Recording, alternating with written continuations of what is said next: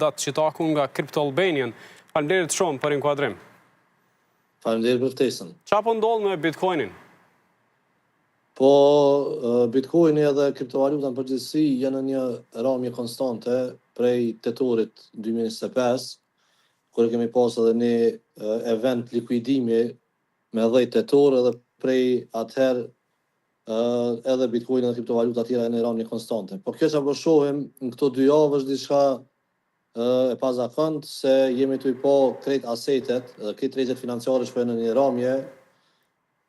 Kemi po arin pasi që preku një çmim e pat një all-time high për dikon rreth $5,600, $5,700, pat një rrëmje deri në $4,700 që është rreth 20% rrëmje, patëm rrëmjen e argjendit që e pat një rrëmje prej rreth 40%, e që nuk ka ndodhur prej viteve të 80-ta të shekullit kalum me pas si rrëmje të argjendit, kena pas rrëmje në tregjet edhe në tregun e stokut, normalisht, me qenë se dhe fokusi tash po është më i madh tek Bitcoin dhe kriptovalutat, kjo është vërejt mas shumti, po edhe rrëmjat e Bitcoin nuk kanë rrëmje më e madhe se të tjerat, nëse krahasojna prej pikës më të lartë çmimi që ka pas prej $126,000 dikon, rrëmja është rreth 50-52%, po që nuk do me thonë kjo se kjo rrëmje me tregu që Bitcoin ka shku kjo rënje? Kur ka qenë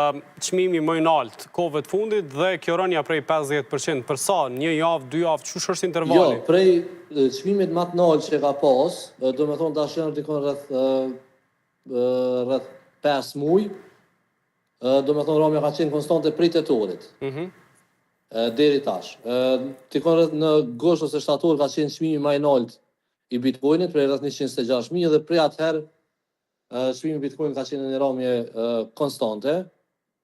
Për arsye edhe të kjo tash me kthyer në aspekt të likuiditetit, në aspekt të makroekonomisë edhe për shkak të kurrës likuiditetit global, tregu i Bitcoinit dhe kriptovaluta është ai i pari i cili reflektohet kur kemi kësaj lloj kurrje. Janë disa faktorë ndryshëm, për shembull në gjatë muajit janar patëm edhe një vendim të Bankës Qendrore Amerikane ose Fedit për me ndal shkurtimin e normave të interesit. Kjo menjëherë reflektohet në tregjet financiare, tregu i parë financiar kur reflektohen këto ngushtimet, me thonë, prej bankave ndryshme është tregu i kriptos, për arsye se është një treg i ri, po edhe është një treg që kryet po të varet prej sasisë likuiditetit që është në sistemin bankar.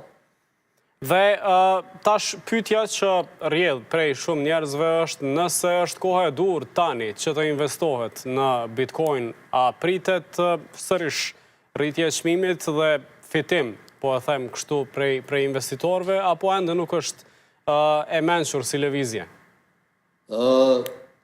Nëse dikush ka arrit me nxonë rrëmjen dje, çmimet janë ngritme një herë, dikun kemi vetëm në çmimin e Bitcoinit kena pas ngritje për rreth 20%, e po ashtu në disa asete tjera ka pas lëvizje prej 20-30%. A është koha më e mirë me investu, nëse krahasojmë se edhe kur ka qenë $120,000 Bitcoini, pyetja u kon, a ja vlen me investu tash në Bitcoin? Paramendoj tash që çmimi është rreth 50% më poshtë. Normalisht se nëse ti e trajton këtë treg si investitor, afatgjatë, a ja vlen me investu, po ja vlen me investu. Mirë po, a mund të themi që a ka me pas rrëmje, me thonë me siguri që nuk ka me pas rrëmje tjera, këtë nuk mund me thonë me siguri të nalt, kur kemi rrëmje të gjitha tregje financiare, e ceka dhe të ari, argjendi dhe të Bitcoini, kjo tregon se në aspektin ekonomik dhe në aspektin politik diçka nuk është të shndruar, është një frikë investitorëve dhe tash edhe ari si një aset që investitorët e shohin si një aset i sigurt ndaj luftave dhe ndaj probleme ndryshme politike, kur edhe ato e shesin dhe vrapojnë paskeshit, kjo tregon që diçka në prapasken është të uzi. Po, a ja vlen me investu? Po. A ja vlen me thonë që Bitcoin dhe kriptovalutat e tjera janë një skemë mashtrimi dhe me ikri tyne? Jo, nuk ja vlen as pak. Dhe qysh është trendi i kosovarëve në këtë rast? A keni përcjell trendin? Qysh janë të interesuar kosovarët për investime, jo vetëm në Bitcoin, po në krejt kriptovalutat? Na kompania jonë Crypto Albanian e kena një bashkëpunim ngushtë me kombimore më të madhe në botë, Binance, Edhe me ta kemi organizuar edhe një konferencë në muajin maj në Prishtinë, ku jemi dikon rreth 3-4.000 vizitorë për 2 ditë, sa ka zgjuar konferenca. Edhe me Binance na organizojmë edhe evente tjera nëpër Ballkan, si në Shqipëri, Malzi, Maqedoni. Edhe më me thonë me plot siguri që Kosova është vendi që mas miri në rajon të shëndron aspektin e kriptovalutave, si në aspektin e investimit në to, si në aspektin e interesimit për kriptovaluta. Kjo vret edhe për këmbimorës së Binance, edhe fokusi tyne është e Kosova. Ne statistikë interesant që kanë treguar ata gjatë konferencës tonë është që qasje ose qasje në botën e kriptos kanë rreth 21% e popullsisë Kosovës, që nëse përkthen numra me kokë banori del një numër mjaft i lartë, bile edhe në Evropë llogaritet për top 5 vendeve për kokë banori që kanë qasje në investime në kriptovaluta. Dhe kjo është trend pozitiv, sipas juve, që e njehni si fush? Po kjo është trend pozitiv që tregon se rinia e Kosovës gjithmonë në hap me ndryshimet ose me thonë me inovacionet që ndodhin në botë. Për këtë arsye, si tash edhe presa edhe institucionet kanë hyrë në botën e kriptovalutave, na aty po një rregullim të tregut të kriptos që po ndodh në këtë botën, e kjo po vjen edhe në Kosovë. Ky interesim i rinisë të Kosovës, po ashtu interesimi i kombimorëve të mëdha edhe kompanive të mëdha të botës të kriptovalutave që kanë ndaj Kosovës, kjo do të më koni një alarm edhe për institucionet tona që me trajtu ma mirë dhe ma drejt botën e kriptovaluta dhe botën e investimit edhe të inovacionit në botën e kriptovalutave. Kur thu ma mirë dhe ma drejt, çfarë i bën që duhet me bë? Po tash procesi rregullimit dhe procesi i aplikimit ligjit është në fazën përfundimtare. Janë disa, na kena pas edhe si kompani që kompania jonë Kriptoalbania, kena pas edhe takim me